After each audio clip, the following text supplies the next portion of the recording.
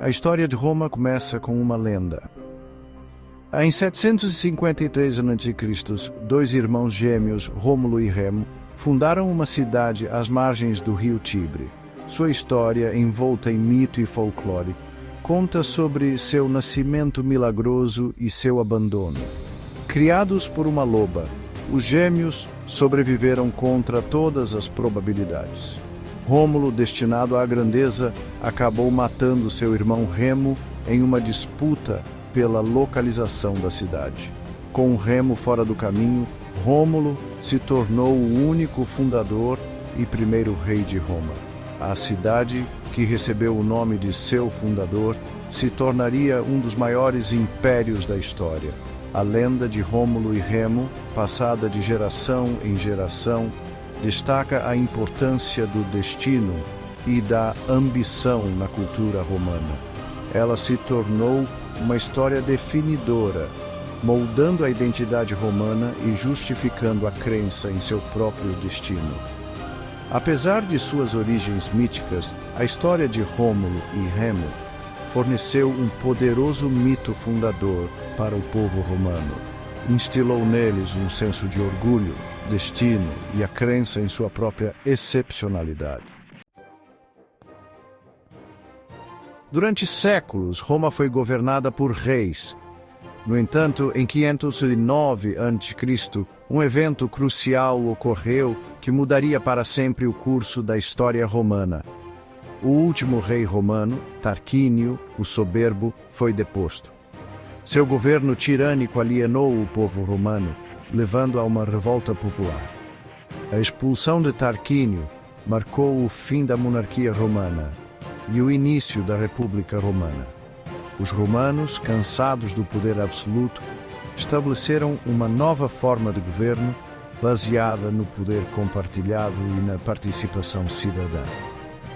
A República, com sua ênfase em funcionários eleitos e um sistema de freios e contrapesos, visava impedir a ascensão de outro tirano.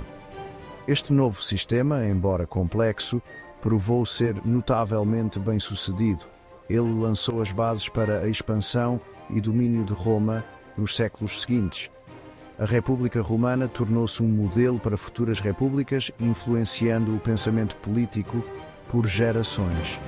O estabelecimento da República marcou um ponto de virada na história romana, inaugurando uma era de crescimento, prosperidade e poderio militar sem precedentes.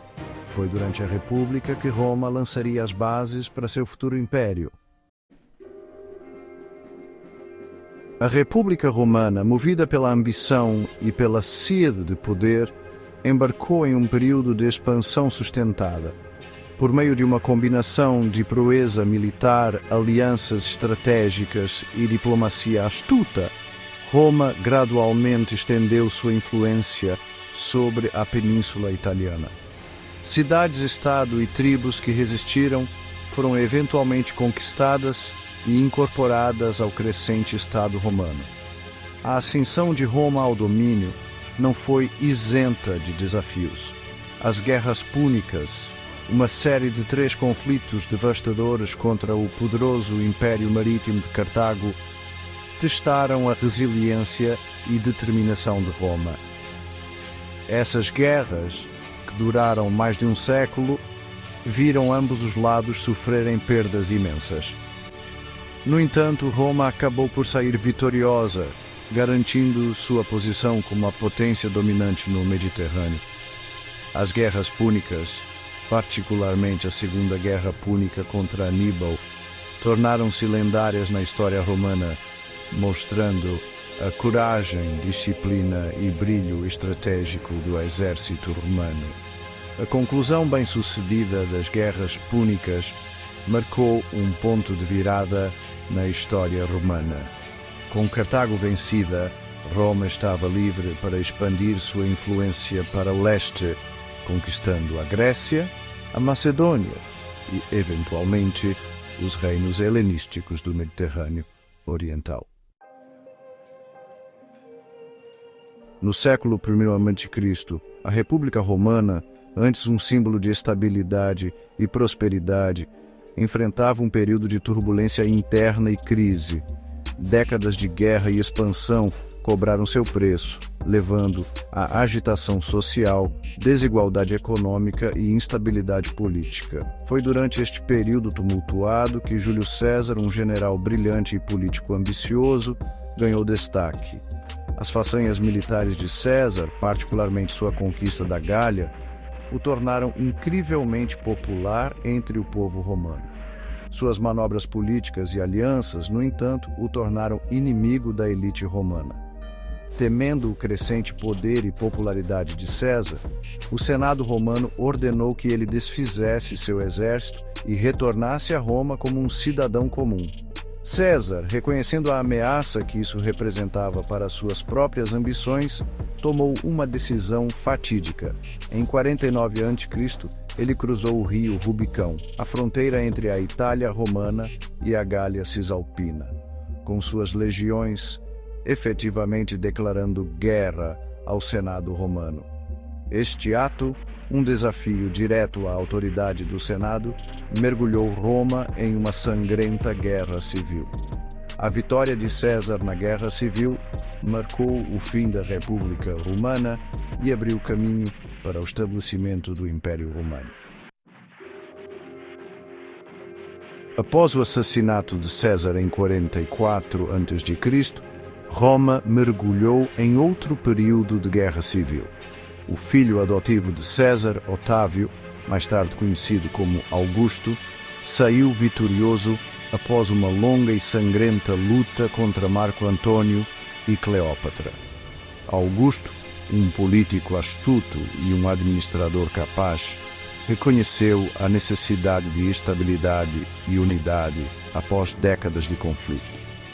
Em vez de assumir o título de rei, que tinha conotações negativas na sociedade romana, ele cuidadosamente elaborou o título de príncipes, que significa primeiro cidadão. Este título, embora sugerisse uma posição de primazia, mantinha a ilusão das instituições republicanas. O reinado de Augusto marcou o início do Império Romano. Ele implementou uma série de reformas que centralizaram o poder em suas mãos, reformaram o exército e estabeleceram um período de paz e prosperidade conhecido como Pax Romana. Sob o governo de Augusto, Roma entrou em uma era de ouro, caracterizada pela estabilidade, crescimento econômico e florescimento cultural. O legado de Augusto como fundador do Império Romano foi consolidado por meio do cultivo cuidadoso de sua imagem, suas vitórias militares e sua administração bem-sucedida. Ele deixou para trás um império estável e próspero, lançando as bases para séculos de domínio romano. Seção 6. Pax Romana. Uma era de ouro de paz e prosperidade. O reinado de Augusto inaugurou um período de paz e prosperidade sem precedentes para o Império Romano, conhecido como Pax Romana, latim para paz romana. Esta era, que durou mais de 2 séculos, viu o Império Romano atingir seu auge territorial e cultural. A Pax Romana foi caracterizada pela estabilidade interna, crescimento econômico e um florescimento da arte, literatura e arquitetura. As legiões romanas, não mais engajadas em guerras constantes, mantinham a ordem dentro dos vastos territórios do Império, reprimindo rebeliões e protegendo as fronteiras. Este período de paz e estabilidade permitiu o florescimento do comércio. Estradas e infraestrutura, construídas e mantidas pelo Estado romano, facilitaram a circulação de mercadorias e pessoas por todo o Império. As cidades romanas, experimentando um período de crescimento e prosperidade, tornaram-se centros de aprendizado, cultura e entretenimento. A Pax Romana foi uma era de ouro para o Império Romano, um testemunho da eficácia da administração romana, da força de seus militares e da visão de seus líderes. Foi durante este período que Roma deixou seu legado mais duradouro na civilização ocidental. Seção 7. Imperadores e deuses. A ascensão do cristianismo. O Império Romano, apesar de seu poder e estabilidade, enfrentou vários desafios durante sua longa história. Crises de sucessão, revoltas militares e ameaças externas testaram a resiliência do império.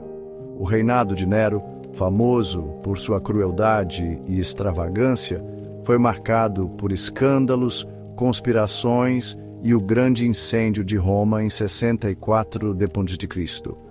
Adriano, um imperador mais capaz, concentrou-se no fortalecimento das defesas do império, principalmente na construção da muralha de Adriano na Grã-Bretanha. O século III d.C. viu um período de intensa crise conhecido como a Crise do século III.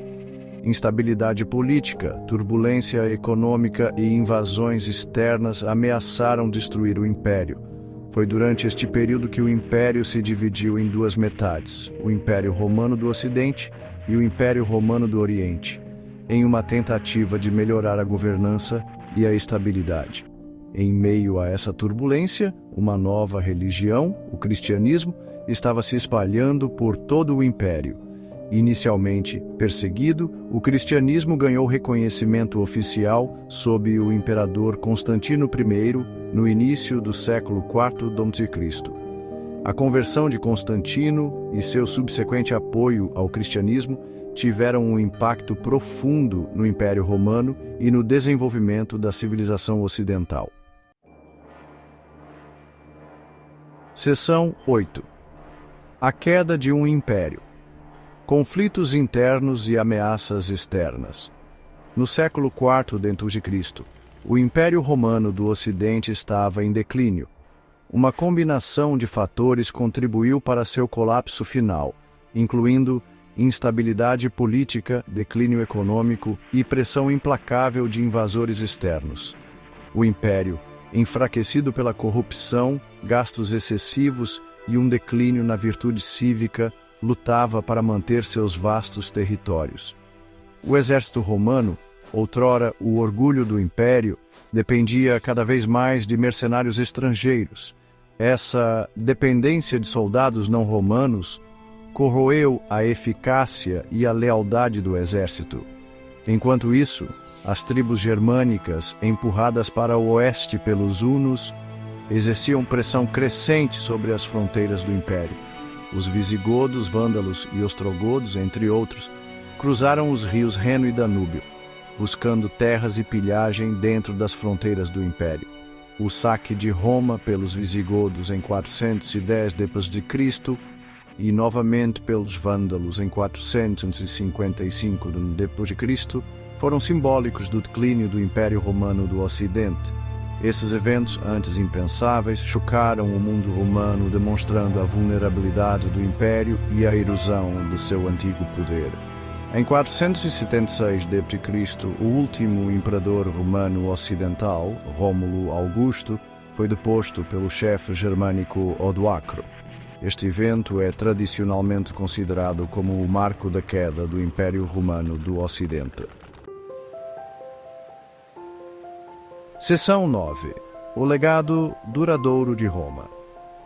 Apesar da queda do Império Romano do Ocidente, o legado de Roma continuou a exercer uma profunda influência na civilização ocidental.